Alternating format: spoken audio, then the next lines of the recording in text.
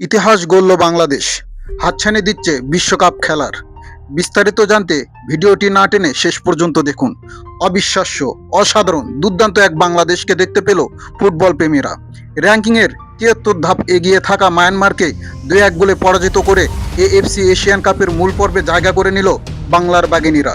Turkmenistan ও বাহরাইনের ম্যাচটা draw হয়, এক ম্যাচ হাতে রেখেই এশিয়া কাপের মূল পর্বে বাংলাদেশ। মায়ানমারে অনুষ্ঠিত এই ম্যাচে ঋতুপর্ণা চাকমা একাই করেন ২ গোল।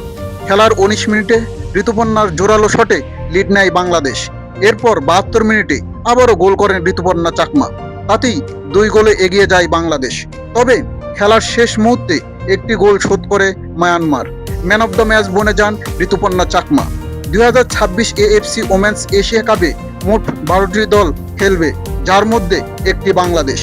৩টি গ্রুপে ভাগ হয়ে খেলবে এই ১২টি দল, যার মধ্যে সরাসরি ৮টি দল ২০২৭ মহিলা বিশ্বকাপ খেলবে।